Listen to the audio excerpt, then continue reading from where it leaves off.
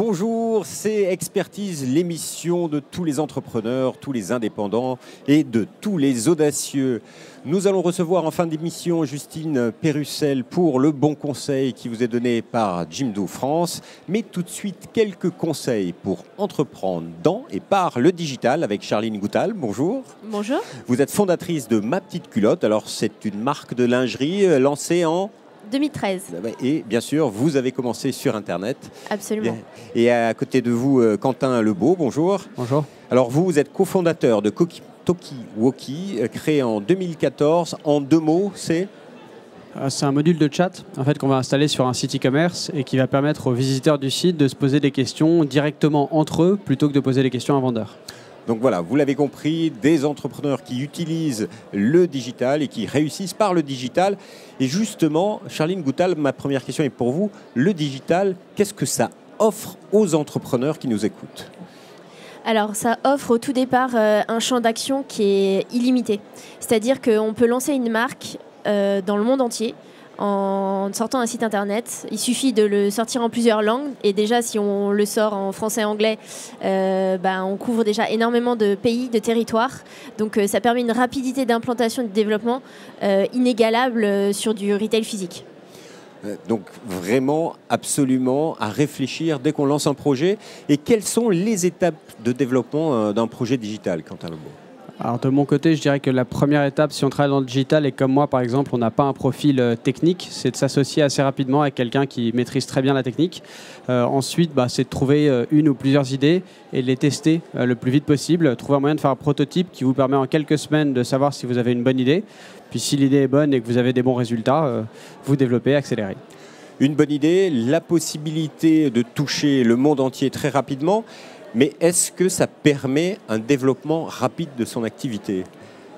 Alors, ça dépend de son budget.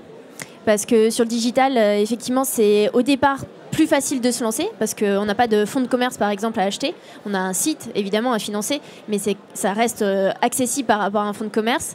Par contre, ça dépend, pour ne pas être noyé dans la masse, il faut quand même avoir un budget de départ conséquent, pouvoir se faire connaître sur le digital. Donc, on peut le faire par des moyens gratuits, via les réseaux sociaux, mais très rapidement, on peut être capé sur les réseaux sociaux. Et donc, pour ça, il faut investir du budget, notamment sur Facebook, Instagram, faire de la publicité pour se faire connaître et générer du chiffre d'affaires. Et donc aussi embaucher des personnes qui savent évoluer dans ce milieu. Absolument, en fait c'est un vrai métier d'être community manager, d'être spécialisé dans le marketing web. C'est un métier qui est extrêmement large et extrêmement stratégique et qui est très important dans notre activité. Et c'est un recrutement qui est difficile à faire ? Son premier... Alors, moi, j'ai la chance d'avoir mon associé qui a le profil absolument idéal. Donc, ça a été dur de le trouver, mais je ne lâcherai pas. Donc, finalement, est-ce que ce développement rapide, c'est quelque chose qui est facile avec le digital ? Ça a été le cas pour vous dans votre expérience entrepreneuriale ? Ouais, une fois qu'on a trouvé la bonne idée, ce qui est particulièrement difficile, le développement va quand même beaucoup plus vite. Nous, chez Talkie-Walkie, je pense qu'il y a 18 mois, on avait 10 clients et on était dans un pays. Aujourd'hui, on a une soixantaine de clients, on est dans 6 pays. Et ça, c'est rendu possible uniquement parce que justement, ce qu'il suffit, entre guillemets, de faire, c'est de trouver des commerciaux et de traduire son site. Et d'un coup, ça avance. Mais j'ai presque l'impression qu'entreprendre avec et dans le digital, c'est facile. Ça l'est vraiment ou est-ce simplement un leurre et c'est juste la bonne idée qui a permis la réussite ?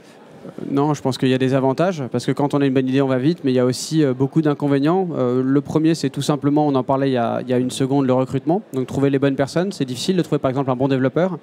Et le deuxième, c'est que tout ce qui est facile pour vous est facile pour vos concurrents aussi. Donc vous vous retrouvez sur un marché qui est hyper concurrentiel, qui va très très vite. Et ça, je pense que c'est particulier au digital et c'est un vrai challenge, même 3 ans après avoir lancé votre boîte.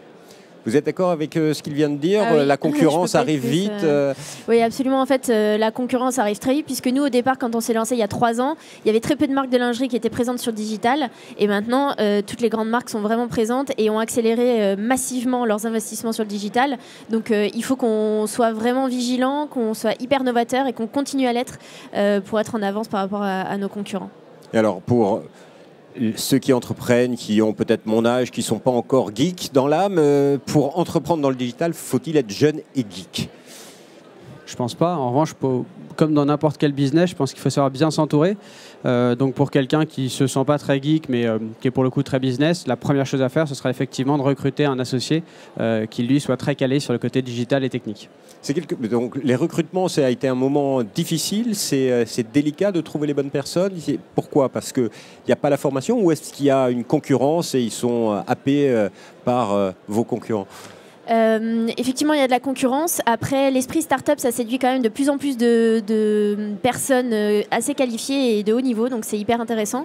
Mais il n'y a pas de véritable école qui savent former des gens sur le digital, à la fois les réseaux sociaux, avoir une fonction très transverse, parce qu'il y a aussi une ligne éditoriale à créer, à suivre, donc il faut aussi être littéraire.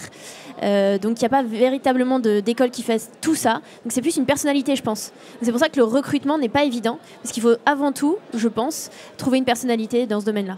Et trouver finalement un mouton à 5 pattes, c'est ce que vous cherchez en permanence. C'est un peu ça. Ouais, c'est surtout des profils qui ne sont pas formés automatiquement. Donc vous avez toujours une partie de ces gens-là qui sont finalement auto-formés, et c'est ces gens-là qu'il faut trouver. Deux dernières questions. La toute première, c'est on entreprend dans le digital. Est-ce que ça a un coût? Il y a un ticket d'entrée pour pouvoir développer son projet? Alors de notre côté, au début, non. En revanche, toujours la même chose. Une fois que vous avez eu la bonne idée et que vous devez aller vite parce que les concurrents arrivent, là, pour le coup, il faut lever. Et il y a un ticket d'entrée qui est important pour continuer sur une idée qu'on a réussi à développer au début. Et là, c'est difficile à gérer ou facile à gérer, trouver de l'argent quand on entreprend dans le digital? Ça, c'est un autre débat qui est plus long, mais la question, c'est dans ce cas-là, si vous voulez beaucoup d'argent très vite, il ne faut probablement pas lever en France. Il faut regarder à lever à l'étranger. Les boîtes françaises, dans mon expérience, qui réussissent très bien, elles se sont rapidement tournées vers des capitaux étrangers pour avoir justement un ticket d'entrée suffisant pour rester compétitives. C'est la tentation que vous avez pu avoir avec Ma Petite Culotte pour développer l'entreprise et avoir cette croissance peut-être mondiale? Alors nous, c'est un tout petit peu différent parce que c'est moins technique, vraiment dans le sens purement du terme technique, puisqu'on est sur du produit. Je ne sais pas si les États-Unis, d'un point de vue investissement, c'est le meilleur pour nous, mais en tout cas, on a des investisseurs français, pas que. On a aussi des investisseurs qui viennent d'Indonésie, d'Asie. On est beaucoup demandé et on est très attractif en Asie, notamment en Chine, où on se développe fortement par opportunisme, puisque c'était pas un marché qu'on avait visé dès le départ.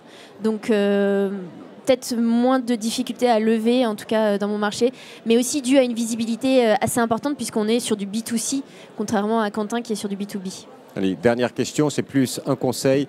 Qu'est-ce que vous avez envie de dire à nos téléspectateurs? Quelles sont les 3 clés du succès pour réussir dans le digital? 3, ça fait beaucoup. Je pense que la première, comme on l'a dit, si vous n'êtes pas technique, embauchez un développeur le plus rapidement possible. 2, optez pour une méthode agile. Si vous avez une idée, trouvez le moyen de la tester le plus rapidement possible avant d'engager des moyens et du temps. Et 3, gagnez de l'argent le plus vite possible, surtout en France, parce que ça vous libérera plein de possibilités après. Être très agile, pouvoir vraiment switcher et s'adapter à son marché au fur et à mesure parce que ça va très vite sur le digital. C'est un avantage et en même temps, ça peut être un inconvénient. Faut être très créatif, toujours être en amont de phase. Toujours penser à ce que les autres pourraient faire avant nous et le faire avant eux. Effectivement, s'entourer des bonnes personnes pour pouvoir pérenniser son activité. En tout cas, vous nous avez donné envie de suivre vos aventures entrepreneuriales. Merci beaucoup à tous les deux pour vos conseils. L'émission n'est pas terminée parce que Justine va venir nous rejoindre pour le conseil du jour.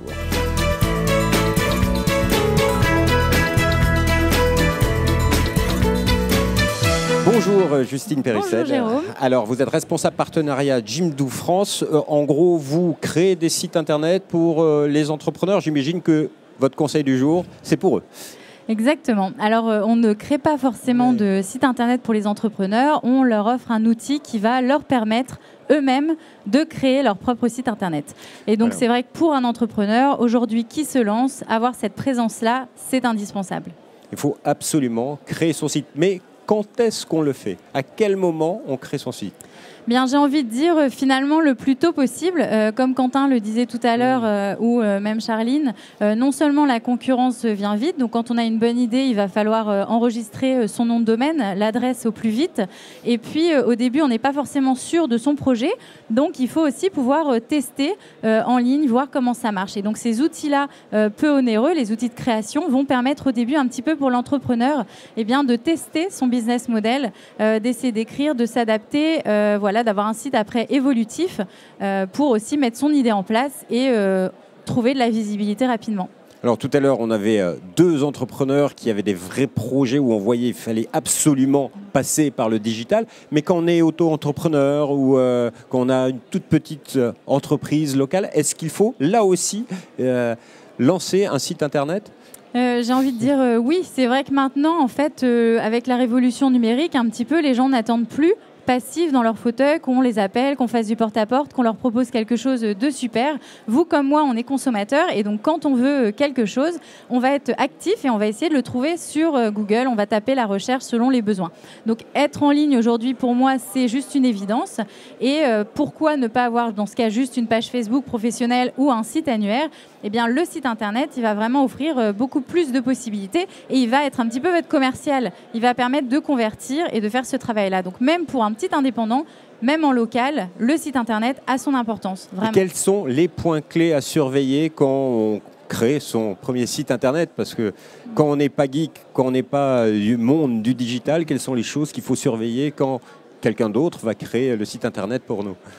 Alors, j'ai envie de dire au début, ce qui va être important, ça va être la structure du site. Essayez toujours de penser aux consommateurs. Ne pas essayer de tout mettre d'abord n'importe comment dans le site, mais avoir une structure, une page par produit ou une page par besoin. Et surtout, pensez aussi aux pages par besoin ou problématiques. Se concentrer sur 2-3 cibles au départ et essayer de travailler autour de ces cibles-là pour les toucher au mieux.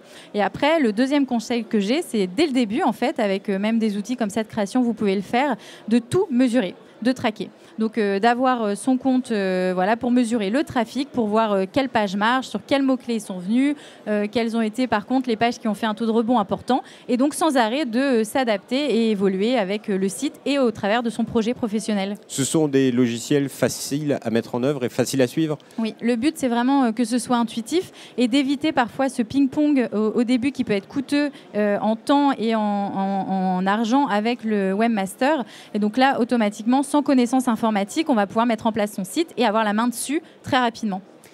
Justine Pérussel, merci beaucoup pour vos conseils. Merci à tous les 3. Quant à nous, on se retrouve bientôt pour une nouvelle émission Expertise. Vous pouvez bien sûr la retrouver sur la chaîne YouTube du Salon SME TV et bien sûr sur demain.fr. À bientôt.